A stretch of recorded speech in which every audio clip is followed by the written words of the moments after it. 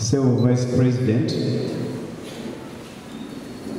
Madam Minister Hajati, Mama Wafe, IGG, Muganda wange, oyo abadde wano, Honorable Nyombi Tembo, y'omu bwe batuzaala tuyina ddadi.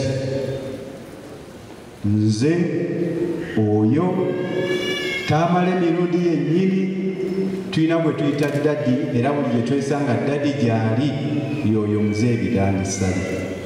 Ffenna y'atugatta n'atufuula baana n'abalala bangi, naye obubaka bwa muzeeyi muto wange Bebe abadde abutuusizza. Nalowoozezza nti nze nnyinza okubreakinga down.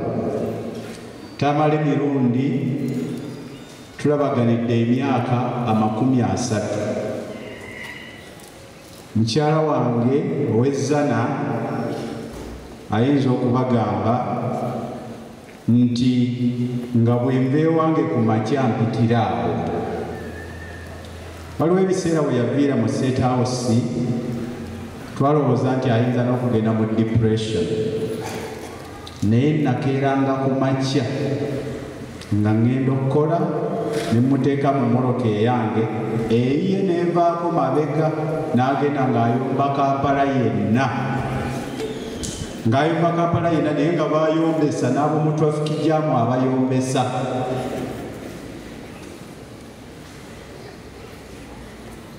Tamale tubadde ba Luganda, si kutugatta eri wa muzeeyi yokka, naye ne mu mbeera ng'abooluganda. Nga Honorable bw'ayogedde, nze ndowooza tucelebrating emyaka gya Tamale. Bangi abamala emyaka 7, bangi abamala emyaka 10 ku nsi nga takozeeko impact. Neki Tamale Mirundi emyaka gy'amaze akoze impact n'agatta emyaka gy'abantu bonna. Era abadde atera okuŋŋamba nti naye Saddam tulina okwebaza Katonda. Myaka 3 tuli mu media, abantu bonna be twatandika nabo tebakyawulikika. Abaali ba MP tokyabawulira, abaali ba minisita tokyabawulira, tekyalina abayita, naye ffe egyo emyaka nga tukyalina abatuyita. Katonda tumwebaze. Olwekyo nze ndowooza twebaze bwebaza bulamu bwa Tamale, tumusaalirwa naye tulowooza nti Katonda amukozesezza ebyo yalina okukola mu myaka gy'amaze ku nsi. Tamale wumula mirembe, Tamale wumula mirembe. Ssaabasajja Kabaka wange naye okututtira akadakiika tubakubira engalo ez'amaanyi. Ekyokubiri ntwala okusaasira bannassaabagabo. Mu kaseera katono nnyo tufiiriddwa abantu ab'amaanyi mu kitundu kino. Twafiirwa Katolu Bwama, twafiirwa Ismail Alexis, tufiiriddwa Tamale Mirundi. Ndibudde n'ennyo mu Makindye Ssaabagabo, nsaasira famire, nsaasira bamaama.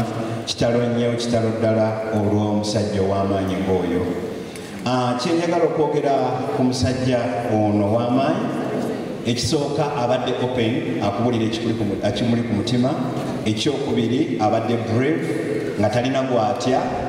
Ekyokusatu abadde intelligent ng'ayogeza magezi, era nga naffe abatakkiriziganya naye mu ndowooza za byabufuzi nga mu videos bwe tubuwulira era nga tebutuleka kyekimu. Abadde man of integrity. Bakulembeze bangi ennaku zino akugamba ngenda Masaka n'omusanga mukono, era abadde focused. Ate abadde double-edged sword nga buli side yonna atemayo. Sigamba nti oba abadde akuba ludda lumu, naye ne bw'obanga obadde mukwano gwe oba wa kibiina kye, bw'okola ekitaliiyo ng'ajja kuyisaamu eggaali.